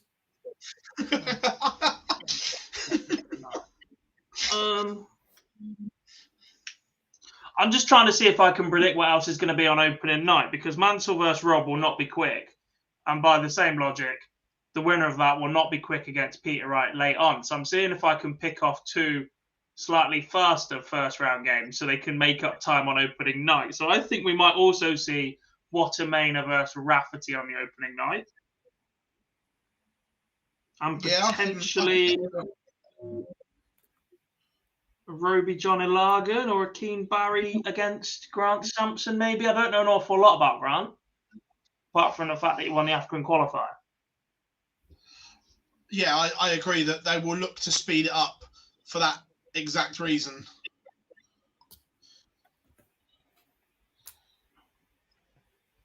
Which won't be Menzies is quick, but I don't think Portela is. We could get a Zonneveld Lou Williams. I don't think Zonneveld's that quick. No, Is he not? I thought he No, was all right. I'm not sure Louis is either. Dedeker, Jeff Smith, they'll just get on with it. Beaton Van Tripp, that's what we'll get. Steve Beaton opening night against Danny Van Tripp. I'm sure Beaton had opening night 2020 as well. Opening night will be Mansell against Rob, Watermainer against Rafferty, Beaton against Van Tripp, and Wright versus the winner of Mansell and Rob. And there's definitely a few in there that scream afternoon session as well. Yeah.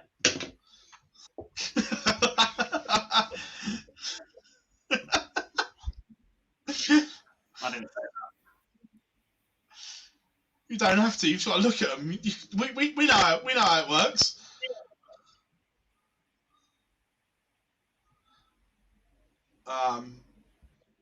But yeah, that was the world draw. Like we said, we're not going to go in depth in it because we will do our preview in the next couple of weeks. The schedule, I don't think it will be out tomorrow because I think it's a big effort to try and coordinate this opening round round two. So I think we may get it Wednesday afternoon. I think would be a fair one, don't you? At the earliest. You'll definitely have it before Friday. Yeah. Look, the Wilds is like none other when they're trying to organise this.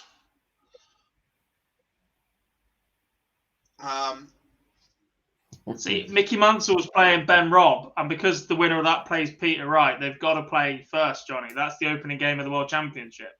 Yeah, Ben Robb's not quick. Can you believe that Mickey Mansell was going to open a World Championship? The man's earned it, right? Look, because he's not the most aesthetically pleasing dart player. I'm not going to sit here and knock him, but it just won't be quick. But he's earned it ability. Have you seen the timing? They've moved the World Championship start time to 4 o'clock on Thursday. No, I'm joking.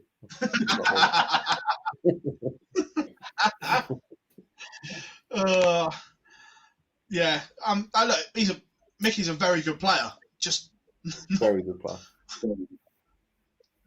He's just like Chorluka playing at Spurs, 2 speeds, slow and stop.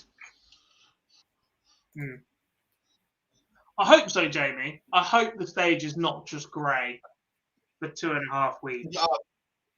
That's going to be the biggest one, isn't it? On opening night, is that first stage. Because the William Hill stage has been synonymous. Today, what after? I don't think they've made it yet. Well, tell them. If it's grey, nobody's coming. You're already I'll I'll send a WhatsApp. 2 seconds. Correct. The Online Darts Live Lounge demand that the stage is not grey. When our background's grey on here. It's your fault. To be fair, we've been speaking about this, that everything will be getting a revamp for 2023. All the intros, thumbnails, and backgrounds. Should be, but that means more work for you. It's fine. I enjoy We doing promised it. people merchandise 2.5 years ago, Phil.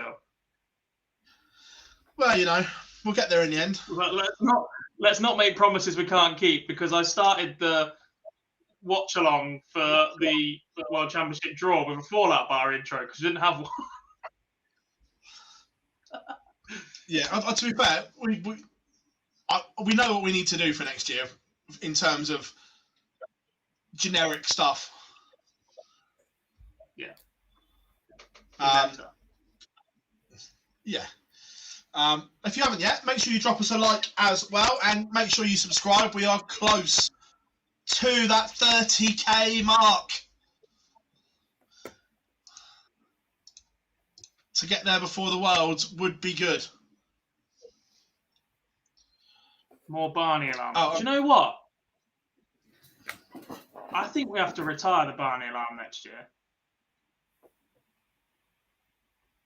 You can tell them. I'm not. Everyone in the chat room. This is not the views of Online Darts, is it, Lee Boys? This is a rogue comment from Jack Garwood that we had no knowledge it was coming. It's not a rogue comment. Hear It's me a out. stupid comment. Stupid. No. It served its purpose. Barney is back in the upper echelons of PDC World Darts. He's top 32 player, right?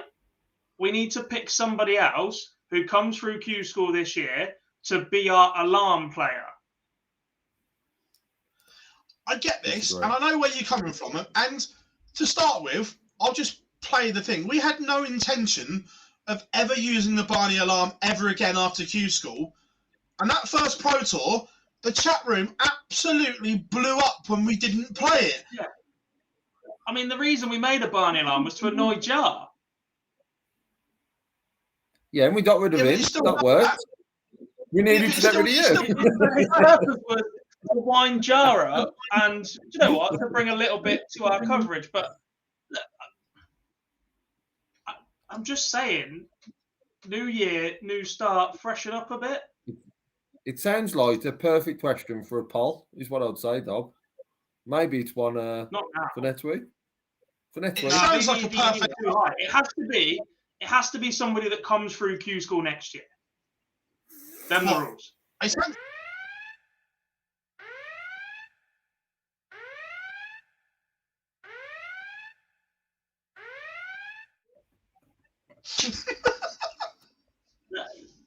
The year's not over. Play it as much as you want. It's not going to annoy me. It's not going to upset me. And I'm not going to be fuming if it stays, right? The concept, I think, is brilliant. The fact that everybody in the chat room loves it. The fact that people call you out when you miss it on live streams is brilliant. But it served its purpose now. We, as Online Darts, have got Barney to the top 32. I'm taking complete credit for it because of the alarm. Nothing else. Not his own performances. Not TV success. No, nothing. That alarm got Barney to the top 32 in just under 2 years and potentially higher, depending on how he plays at this World Championship, right? We need to elevate somebody else. We need to test the theory. We can elevate somebody else while keeping the Barney alarm. We can just have something new for someone else. It doesn't have to be the turn alarm. It dilutes the alarm. It dilutes so the what alarm. happens? What happens when he drops out the 32? If he's 33 in February, do we bring it back? He's had about 2 months. Yeah, are we then at blame for his form drop? See, this is like the undeveloped. Once you're in the 32, you developed. If you're not in there, you're not. Don't be mad, be better. It's done its job. It's got in there. If he comes through Q School, I'll make the Hendo horn. Please. Big Hendo Weekendo on tour for 2 years. There's some. The alarm has there's to some be. stuff The priced up. Hendo horn has to be bagpipes as well. There's some stuff priced up here. Mace's got the prices. So Ricky Evans is 1-3 to beat Fallon. Ryan Meikle 2-5 to beat Lisa, and Willie's 1-3 to beat Bo. Meikle's the shortest. I make him the biggest favourite personally. I agree. I would have. I think that Meikle's the bigger favourite out of them all. That's a surprise. Not for me. I'd have preferred to play. If I was having one of those three, I'd prefer to play Meikle. Not after the year he's had. No, he's had a Pace fantastic and the year he's had. No chance. With his pace and the numbers he's posted this year, I think he's the toughest. Yeah. Well, for a change, it looks like me and Buck Maters agree on something. I backed against Willie O'Connor every round for 4 rounds in Minehead one year, and he won every single one in last leg deciders. I suppose as well we can do from that World Championship qualifier today. Obviously, there has been some casualties that are no longer tour card holders. Glenn Durrant, John Henderson, Willie Borland, Jeffrey DeJuan.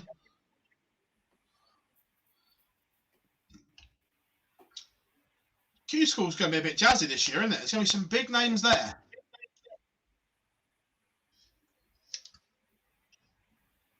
Yeah, if they all go, depending on who's playing. Obviously, the announcement from Glenn is very much like he's not going to be there, but we could see him the year after.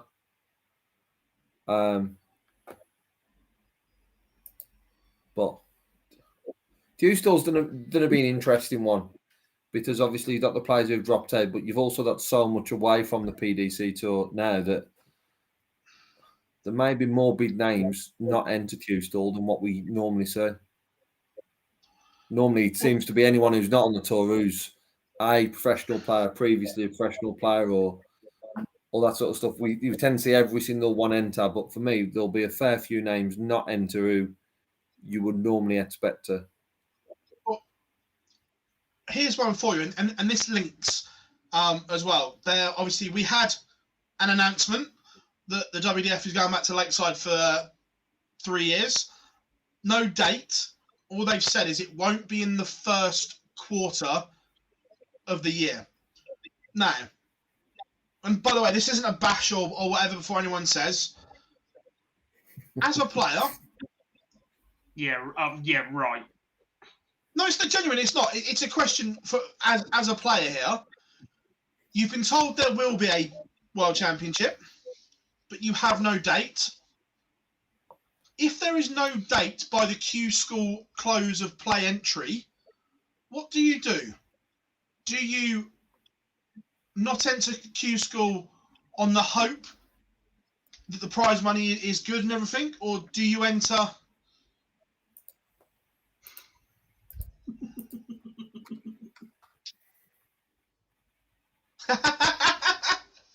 Are we doing Shawnee Mac?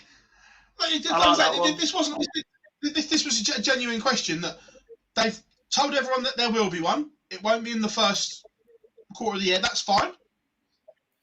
But if there's no date by the time Q School comes around as a player, what do you do? Both. You go to Q School, don't you? Right, and at that point you're hedging your bets. If you pick up a tour card, you're good enough to be a tour card holder. Them the rules. Not necessarily 100% always accurate, but pick up a tour card. I was going to say, no. You've got an opportunity to earn significant amount of cash over the next 2 years, right? And you basically write off the WDF World. If you don't get through, you've got the Challenge Tour, the ADC, the Super Series. If you're over 50, the Seniors. If you're under 23, the Development Tour, or whatever else, and you've still got a crack at that World Championship when it rolls around as you've qualified for. I think if you do anything else, you're a little bit naive. If there's no information either way, you hedge your bet straight down the middle. And you say, I'm happy with the outcome either way. Yeah, I'm with you.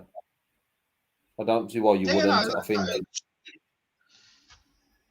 Well, Phil, perfect example quite a probably few is the interview you did only a few weeks ago with Neil, and Neil saying that he wants to go and defend and all that sort of. But he's with the amount of options that Tomboy go into Tewstall, even if you don't let your card with challenge as well. If you can financially afford to go, and then it opens up all those windows, and then if you let a tour card, then great. If you don't, why not? And there's certain players who it's probably slightly different too. Because depending on your age, I think the seniors bracket probably opens up more questions for some of those that you maybe not have had before. But generally, if financially you can afford to double, you've got the management back in, then for me, I think you will be doing. The only reason I mentioned that there'll be some names who are not is because you've got those other opportunities now where people might look at what the players outside the top 64 earn and what opportunities arise there. But if you're at a certain age and your ambition is to be the best in the world or to earn a living from being a professional darts player, then you 100% should be down to Tewstall. I'm not even sure it's where your ambitions lie either. I genuinely think for at least 10 to 15 players that will go to at least day one of Q School, the first weekend of the Challenge Tour is more important to them than the weekend of Q School and putting themselves in a good position. There are quite a few who intend to go to Q School to make themselves eligible for the Challenge Tour, play Challenge Tour, play Super Series. If you're old enough for seniors, play seniors, play on the ADC, which is taking another step up next year. If there is WDF events, they're still eligible for all that as well. At no point am I naive enough to suggest that every single player in the world is better off not having a tour card, right? Because at some point, somebody has to win the money in the PDC. And it's not going to be the same 6 players constantly because of the way it filters down, right? There's still enough there for a considerable amount of players to earn a living, especially with even more increases due next year in prize money. You chance your arm, sneak into one major, first round prize money is decent enough. You're going to be set, all right? But those that are outside of it, not everybody can be a Pro Tour call-up. So there's going to be a lot of competition for that as well. January is massive. As if January isn't busy enough, by the way. Here's one for you. I don't think they will, but do you think they should bring back where you can just pay your 250 quid for the year or whatever it was and play on the Challenge Tour for the year? Because people going to Q School for one day could cock it all up in terms of if you draw that player on one day and get beaten by him, then he's not there for the next 2 or 3, whatever it is. And where before you used to be able to not go to Q School, but just pay your money so you could play on Challenge Tour. No. Not for me now. Just the amount of players that are at Tewstall that are actually going for the right reasons. The Challenge Tour, the amount of players that are on the Challenge Tour is ridiculous. It's great, obviously, that people want to strive to be the best and try and get to what Stott's done this year. And however, I don't think you should just be able to pay to be on that tour when there's already another route into it, which is Tewstall. Then if that's the basically, case, it's similar anyway in terms of turning up first day and then disappearing. They just have to turn up and throw some darts. As long as they don't deliberately throw matches to leave the building straight away, pick up a little bit of ranking points. Some might change their mind. If somebody rocks up and has a really, really good day first day and actually is feeling in the groove, they might stay for the rest of the week and compete. You never know. Someone genuinely might change their mind off the basis of someone wins first day. You're laughing? But I don't like this because there are some good players and very good players that we know of that are just going to go for one day. Now, because there is no seeding or anything like that, if you're another very good player and you are unfortunate enough to draw that player on opening day, lose because he's decent, and then you miss out on your card not he. through that one result, and then that player doesn't play again, then you should have beaten them. Because if you're not good enough to beat a very good player that doesn't want to be there, then you aren't good enough to be on the Pro Tour. I think then personally, then it shouldn't be you have to play one day to be on the Challenge Tour. You have to play all the allocated days of your section, whether that's section 1 or section 2. That you have to play every day to be eligible to play on the Challenge Tour. Then, No. Because then you get grey areas that people pull out with injury or whatever and proving it. And if the PDC decide one thing and think you're not being legit, there's another, and then you just get into whole lots of arguments. At the minute, you have to enter, you have to turn up, you have to play for one day. I don't mind that in the middle. I'm not a fan personally. Not a fan. The whole Q-score system is flawed, so this is just adding one extra level to it at worst. Yeah, but when it makes over £350,000, you're never going to get rid of it. No. But the same thing applies. Once a player's qualified for the Players' Championship finals, you're saying they shouldn't be allowed to play on the Pro Tour because it stops others qualifying for the Pro Tour, for the Players' Championship finals? No? No, but it's different because of what you're trying to win. You're trying to win a tour card. There's no trying to win finishing the top. Yeah, but there's benefits of being seeded and getting higher up for that. There's no benefit whether you finish 1 on the order of merit or 8. It's exactly the same thing with Q School. There's no benefit to finish higher.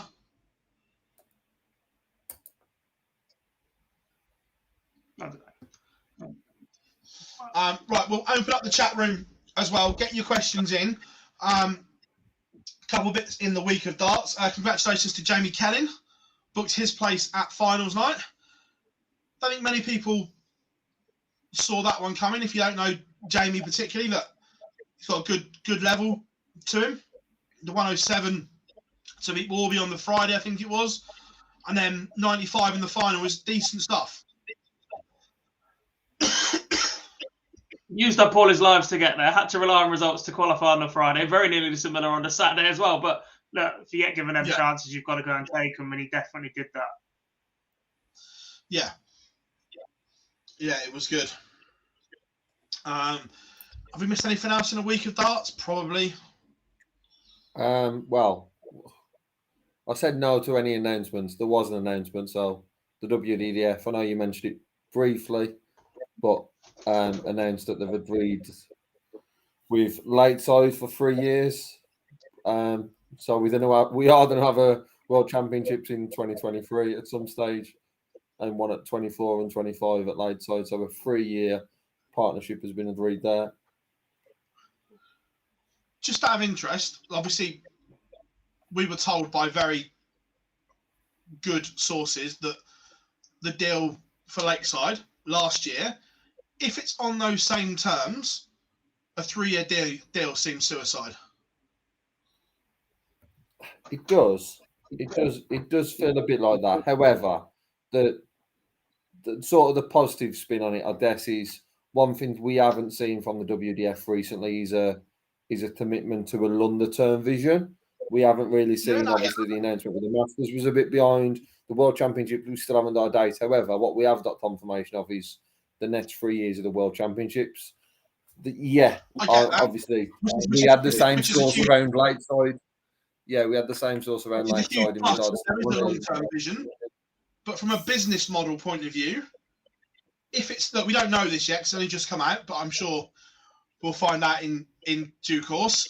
But if it's the same kind of deal from a business model point of view, it's not particularly great, is it? No, in terms of how they structure prize money and everything else, no. But as I said previously, for this organisation, this tournament just has to exist, right?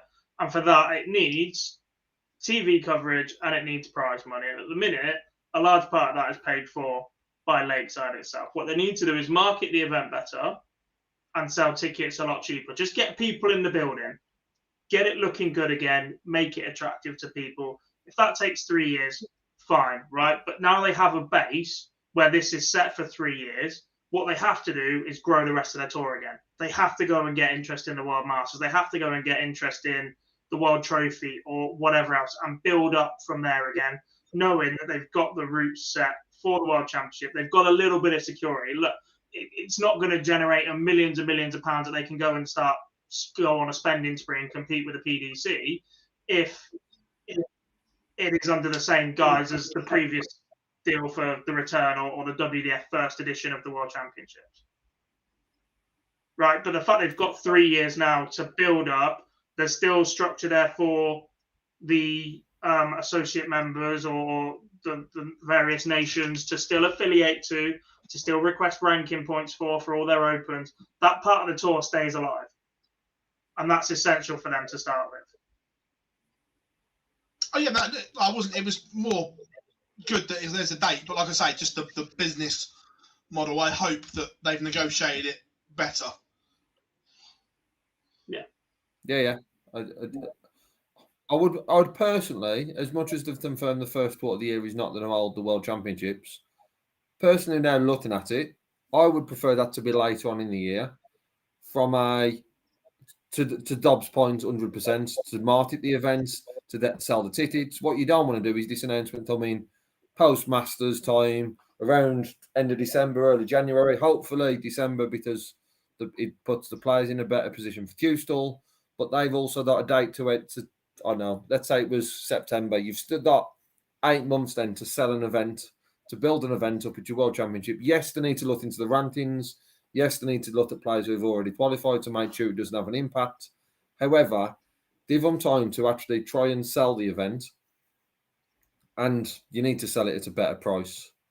You can give me the event for 2025, but if the price is the same as what there was last year, an event in 3 years' time of Martin still won't sell at that price, unfortunately. So hopefully they'll come up with a better package and a better deal that'll sell. And one thing that is from a darts fan perspective is there's a potential with a World Championship. It's in a clash, and the PDC events seem to run all year round, so there's potential there. But hopefully they'll find the right window that doesn't mean it's clashing with a huge event, with on PDC, ADC, or seniors, that will have an impact. And hopefully it is seen as a singular event that we can all watch and enjoy like we have done before. That's the hope. And we all want that. As much as we've criticised it massively over the past couple of months, we all want the event to run successfully and be an event that is well supported. There's still question marks there on that, though. I think with the PDC calendar, like you say, not clashing, they either have to go in April or at very worst August, so it only clashes with World Series events. I'd take that. World Series or Euro Tour you could pick off, I think. Yeah. But I've always thought it's a perfect tee up for the Worlds. Why not stick it now? There is a gap between the Players' Championship finals and the World Championship, where you can build on the fact that the PDC have just spent the last 6 months building up to their biggest tournament in the world. And all eyes are on darts, and it's a poor time of the year to go out and do anything else and whatever else. The other option is Easter holidays, but that was pretty much where it was last year, and it didn't generate the interest that it should have in terms of families and whatever. Look, the biggest advice I can give, I'm not sure why it'd be advice from somebody who's not done a lot, but just hire a PR company for 1 year. Take the cost, take the hit, a proper PR company as well, not the ones that they've used previously, not where they've been stung, not with the stupid deals they've signed in the past that have absolutely screwed them over. For 1 year, go and hire people that know what they are doing. Because as much as the BDO, the WDF and whatever has always been a democracy, the issue with it is that too many people believe they have a say in it, or too many people are entitled to a say in it. And at that point, nothing ever moves forward. I am not a dictator at all. I like politics and whatever else. But some instances, you have to remove the amount of voices that have a say. You have to say, this is how we're going to do it. You have to trust the people at the very, very top to get a job done. And at this point, pay somebody to help you do that. Yeah, no, I completely agree. Completely agree. Right, question time then. We've got a couple of minutes, so let's get them in, everyone. Plenty of interviews dropping over the next 10 days, as well as our World Championship coverage starts.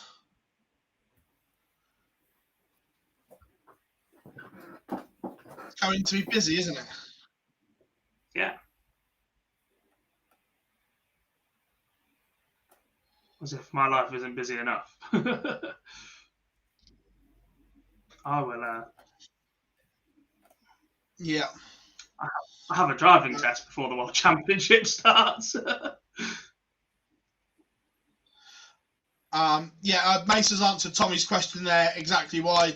Tommy asked, why did the PDC start holding the World Championship over Christmas and New Year? People are off work. It creates a buzz. It's an easy sell. Like, you think Ali Pally before Christmas as the biggest Christmas party. And you have to suspect that perhaps there was an element of we'll get in just before the BDO back in the days when they were genuine rivals.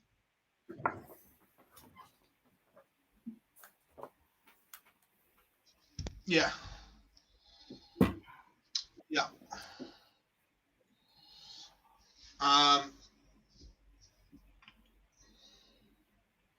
China Premier League 2023.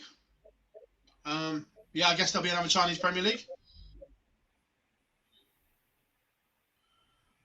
Right.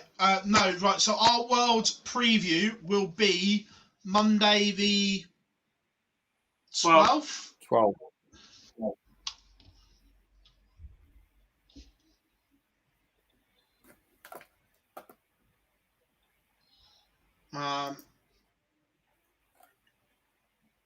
So we'll be there.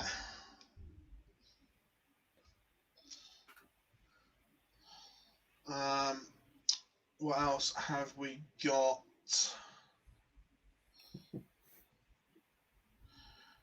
Oh, just out of interest, are we agreeing that MVG is the huge favourite for the Worlds this year now? Yeah. Yeah. I think Michael Smith is second favourite as well.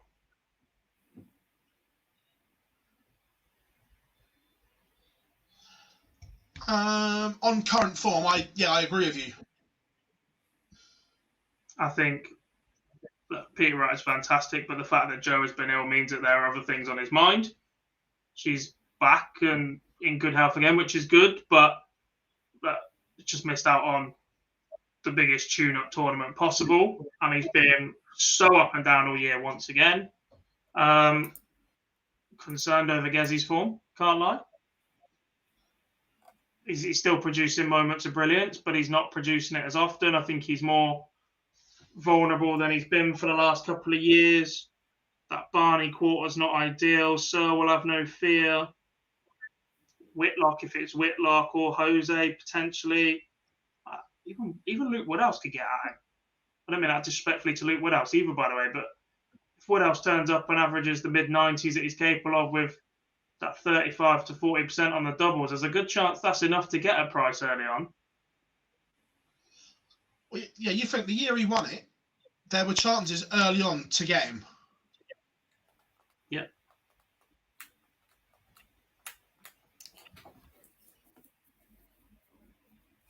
I think it's a nice section for price. There's people who tend that at him. I don't disagree, though, but I actually think that's a favourable section.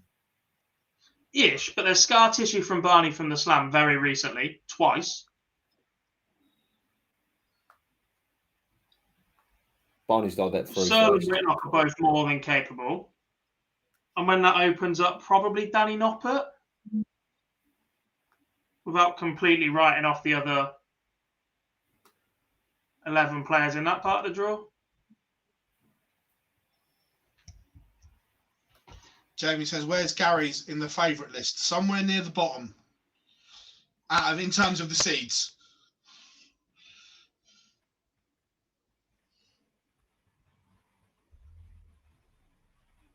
Gary Doby could be a fantastic game. Well, yeah, they had one, was it 3 or 4 years ago? They had an absolute Brahma in round 3, didn't they? And Doby just seems to have found a calmness to his game. A little bit more assured in the big moments at the minute. Not all the time, Yeah, no, but more frequently. Yeah, agreed. Absolutely. Well, folks, we're going to round it all up. We've gone deep into Fergie time, but it's been another great live lounge with you all. Thoroughly enjoyed it. Remember, the Super Series returns in the morning, 9:30 Sporty Stuff TV and on the Super Series YouTube channel. So make sure you check that out, boys. It's always been a pleasure. Remember, make sure you like and subscribe to Online Darts. Plenty coming up over the next 2 weeks before the Worlds. Sit down with Mace planned as well for next week. So we'll be doing an extended one with Chris, which is always fun. But plenty coming up. I'm in Phill Bars, Jack Garwood, Lee Boyce. Gentlemen, absolute pleasure as always, and we'll see you all next week.